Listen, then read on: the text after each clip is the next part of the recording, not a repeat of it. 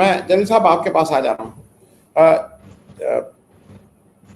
जलील साहब, अब एक चीज ये मुझे बताइए, क्योंकि आप वहां बैठे हैं और मुझे ठीक से याद है जब मैं गया था कश्मीर, उसके बाद आप उस जगह भी दिखाने ले गए थे। आपने कहा था कि ये जो गिरे थे जहाज, वो जैसा डॉक्टर राकेश पाठक कह रहा है, कश्मीर के लोगों को तो पता ही है, जो कश्मीर का है उसके पास तो अगर ढूंढने डालेंगे तो फोटो भी निकल आएगी। सबको पता है। किससे झूठ बोल रहे हो? क्यों झूठ बोल रहे हो? इसलिए झूठ बोल रहे हो कि क्यों बाहर तुम क्या दिखाना चाहते हो? अरे भाई, फौज है, अगर हताहत हुए हैं तो एक्नॉलेज करो, और देश की रक्षा करते हुए शहीद हुए हैं, ये तो जश्न की बात है।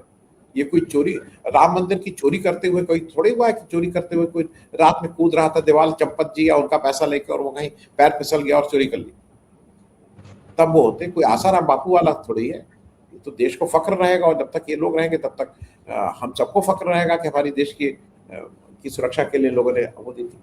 जलील साहब, मैं इस पे आपसे, क्योंकि सबसे ज्यादा कश्मीर के लोग इससे अफेक्टेड हुए थे इस लड़ाई से, और आज भी। जलील साहब जी, जितना भी इस बारे में, ये जो आज 6 जवानों की शहादत के बारे में चीजें बाहर आ गई हैं, पहले तो उनको दिल से श्रद्धांजलि। तो इसके बारे में जितना भी बोलना था, वो मेरे से पहले जितने भी प्रवक्ता थे उन्होंने बिल्कुल बारीकी से उसके बारे में जो बातें जरूरी हैं वो की। और अब जो है, मैं ग्राउंड जीरो पे बैठा हुआ हूँ। मैं थोड़ा रिक्रिएट करना चाहूंगा ये सारी सिनेरियो को। 22 अप्रैल को यहाँ पे जो पहलगाम का अटैक हुआ, और उसमें 20 लोग मारे गए, और उसके बाद जो है ये सिलसिला शुरू हुआ कि कुछ ना कुछ एक्शन तो होएगा यहाँ पे।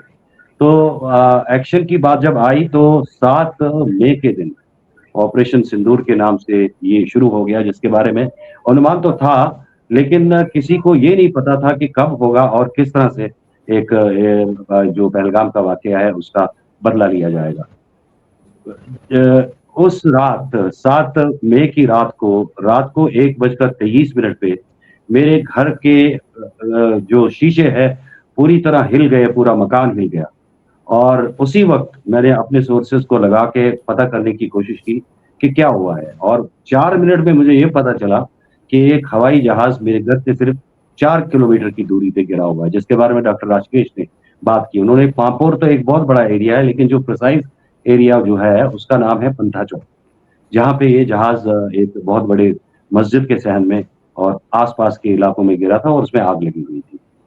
तो उसके बाद मैंने आतमजीत को फोन किया, क्योंकि उन दिनों मेरी जबरदस्त बात हुआ करती थी कॉन्सिक्वेंसेस के बारे में, पहलगाम अटैक के बारे में आतमजीत सिंह के साथ। तो मैंने उनको इन्फॉर्म किया, और शायद अपने लोगों में जितने भी मीडिया के दोस्त थे मेरे, जिनके साथ मेरा उठना बैठना है, जिनके साथ बातचीत रहती है, उनमें सबसे पहला आतमजीत है, जिसको ऑपरेशन सिंदूर की शुरू होने की का पता चला। तो पहली बात जो है वो ये कि कोई जहाज नहीं गिरा। अभी 36 राफेल की गिनती बताई जा रही है कि हो गई है इंडियन वर्कफोर्स से की, लेकिन जो जहाज गिरा है। तो अब जबकि हम ये मान रहे हैं कि उस वक्त जो राजनाथ सिंह ने पार्लियामेंट में बयान दिया कि nobody was harmed, nobody was killed among the army. तो अब ये 1 साल यानी कि 13 महीने के बाद 28 जुलाई को ये उन्होंने बताया था 2025 को कि हमारा कोई जवान क्षतिग्रस्त नहीं हुआ है। और उसके बाद हमारे जो नेशनल ये सिक्योरिटी एडवाइजर है, उनका ये कहना कि कांच भी नहीं टूटी, लेकिन वो कांच तो नहीं टूटी, लेकिन 21 सिविलियन हमारे पुंछ और राजौरी के इलाकों में मारे गए, और उड़ी बिल्कुल सत्यानाश हो गया, उड़ी का डिस्ट्रक्शन हो गई। उड़ी के इलाके जो भी सरहदी इलाके थे, 21 वहां पे, 22 पहलगाम में, 26 पहलगाम में, और 21 वहां पे राजौरी में, और 5 पैरामिलिट्री फोर्सेस के बारे में बात की अभी राकेश जी ने। और उसके अलावा अब ये 6 लोग, और कुल मिला के 58 लोग हमने गंवाए हैं। और कितनी बेशर्मी से पार्लियामेंट के फ्लोर पे अंडर द ऑथ आप ये झूठ कह रहे हो, और एक मनादी कर रहे हो, और एक जश्न मना रहे हो ऑपरेशन सिंदूर की कामयाबी का, 58 लोगों को गंवा के।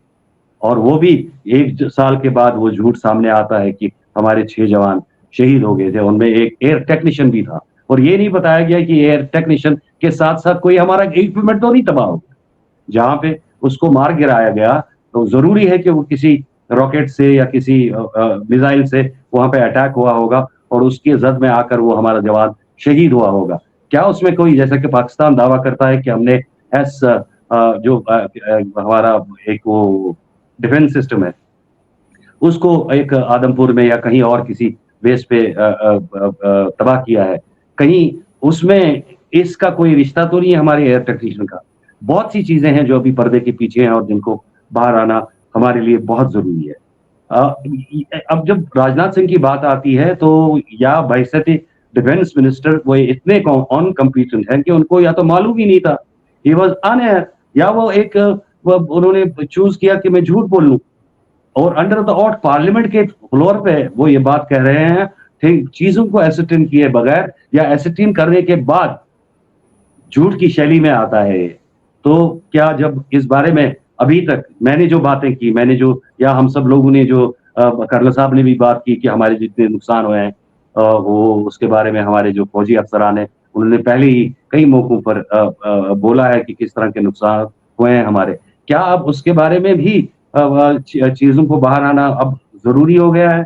और अगर 1 साल या 13 महीने के बाद 6 जवानों के शहीद होने की बात आगे आ गई है, इस चीज में कितना वक्त आगे लगेगा कि ऑपरेशन सिंदूर में ओवरऑल हमारा नुकसान कितना रहा और हमने किस तरह का नुकसान अपने दुश्मन का किया।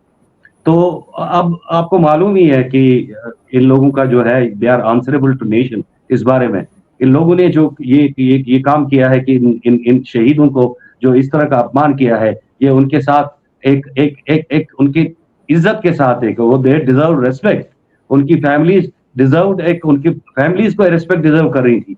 वो एक और भी ऐसी चीजें हैं कि नेशन जो हमारा कौम है उनको पता होना चाहिए था कि हमारे कितने जवान हमारी सुरक्षा में अपनी जानों को गंवा बैठे हैं। तो इस तरह की जो बातें हैं ये इनकी दुकान जो है वो झूठ पे ही चलती है और हमेशा कोई ना कोई वो इलेक्शन में वो वोट चोरी है किसी और वजह से तो जीत ही जाते हैं। तो ये सोच रहे हैं कि हमें सच बताने की क्या जरूरत है, let us keep the nation in good humour. उनको झूठ की बातें बताकर बहला फुसला कर रखें, वो लोग उसी में खुश रहेंगे। जैसा कि आपने अभी कहा कि आपका कोई कमेंट बॉक्स में कोई इस तरह के सवाल उठा रहा है, ऐसे भी लोग हैं जो इनकी कॉन्स्टिट्यूंसी है, वो लोग इनकी किसी भी बात पे किसी भी झूठ पे एतबार करते हैं। लेकिन इनको ये याद रखना चाहिए कि पूरा देश इस तरह के लोगों से भरा हुआ नहीं है। यहाँ अकल वाले भी लोग हैं, यहाँ आंखों वाले लोग भी हैं जो देखते हैं, ऑब्जर्व करते हैं और जितनी भी ये चीजें होती हैं या जितनी भी ये डेवलपमेंट्स होती है उनकी बुनियाद पर वो एक पॉइंट व्यू पॉइंट बनाते हैं, एक ओपिनियन बनाते हैं और एक दिन यही ओपिनियन इनको ले डूबेगा और इनका जितना भी ये घुमंड है अपनी इस ताकत पे और जिसकी बुनियाद पे ये झूठ के पुलंदे के नीचे कौम को दबाया हुआ है, एक दिन ये खत्म हो जाएगा और ये सब चीजें जो है बाहर आएंगी। जी।